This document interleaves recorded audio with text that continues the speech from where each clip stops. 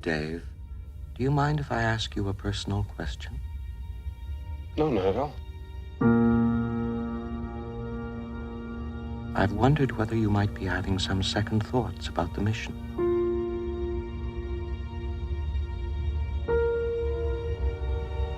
How do you mean? Rumors about something being dug up on the moon. We're in the 50th anniversary of Stanley Kubrick's 2001 A Space Odyssey, which has not only stood the test of time, but I think actually grows in stature, it seems, with every passing year. It remains as relevant now as it was in 1968, when it pretty much broke all the rules. It changed the way we thought about science fiction, changed the way we thought about special effects.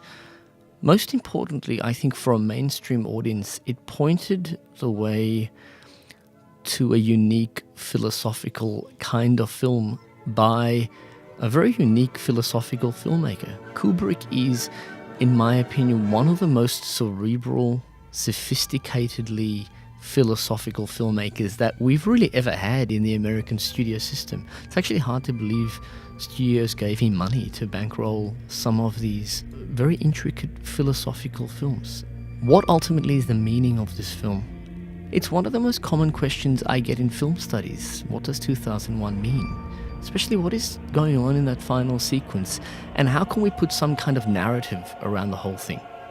Okay, let's start with a little bit of background. It's important to know that this was in fact a collaboration. This was an Arthur C. Clarke Stanley Kubrick film.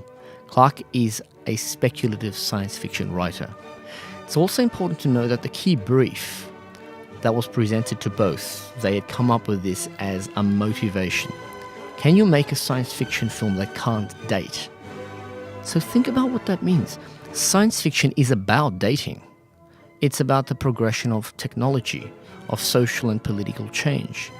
How do you then make a science fiction film that not only traces the past, but actually evolves us into the future in such a way that it can never be out of time?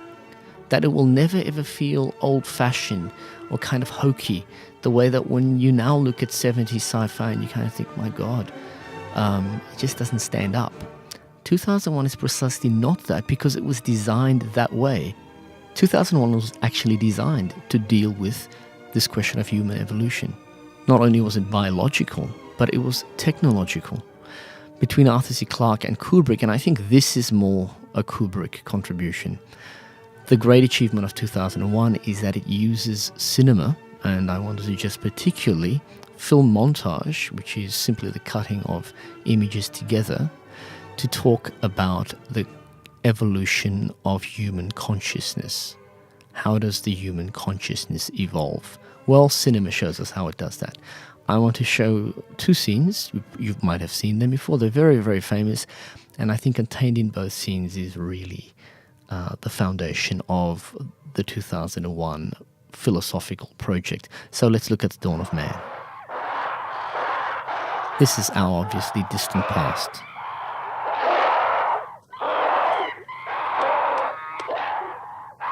We've got the lead figure in Clarke's novel.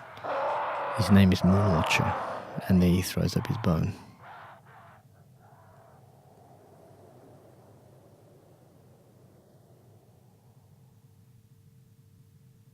Such a simple sequence, but in another way a staggering sequence, because we collapse eons into a cut, and a cut is just a movement through time.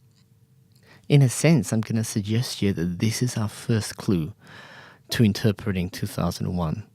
How do you evolve consciousness? Well, in this brief moment, as a spectator sitting in a theatre, you're actually a time traveller. Kubrick absolutely understands this. He's using the language of cinematic montage to push you through time. It's really simple, but so stunning. What would the evolution of human consciousness be? What Kubrick gives us is literally a figure that encompasses time, leaps through time, moves between time. And it all concludes in the final point of the evolution of consciousness, which is the emergence of a figure. If you don't know it from 2001, you know this from The Simpsons. The astronaut Bowman has been cared for by these benevolent beings. the monolith that you see on the screen enables the next leap in human consciousness. He reaches out to the monolith, and it's at this point that the process of evolution will commence.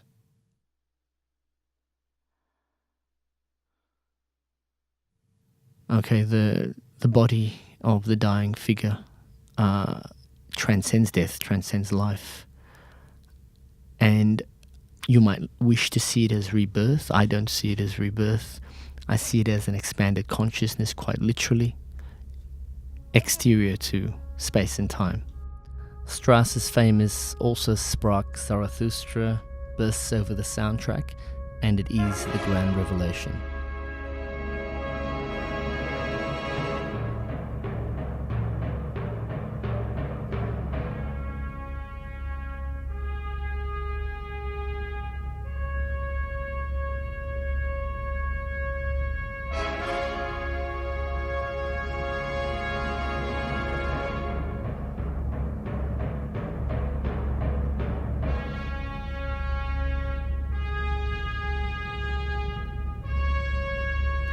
So Kubrick wants to blow our minds, and he does this first, very basic mise-en-scène. He's using scale, the staggeringly hyperbolic scale of the star child, who is now the size of a planet in terms of this composition. We are looking at the emergence of human consciousness in its furthest evolution. That form is, for Arthur C. Clarke and Stanley Kubrick, simply the star child. The star child is a figure that is extrinsic to human space and time. If you've read Clarke's novel, you know that the star child ventures through the universe. The star child is out of keeping with our linear ideas about the way time moves, the way that we experience time. The star child does not experience it in a linear fashion, but is in fact within time and controls time and exists outside of time. In a sense, the star child is part of that universe. This should not surprise us. It's 1968. This is the era of a growing fascination with ideas about consciousness expansion, psychedelia. We're part of a political countercultural movement that's asking, how do we break with our more conservative histories? For Kubrick and Clarke, they didn't want to offer their basic science visions of utopian societies or dystopian societies. They wanted to kick in the door. And what they do is give us the furthest point of consciousness expansion, which is a consciousness that is, in a sense, completely foreign and alien, and I think very disconcerting. I want to close by suggesting these ideas are not necessarily original to Kubrick or Clarke. If you've read Alfred Bester's The Star's My Destination, you'll have a sense that these were ideas that were absolutely part of a turbulent, very rich intersection of art, politics, philosophy, music, literature in the 1960s. People were interested in what might that next evolution be? How can we transcend space and time? How can we be more than we are?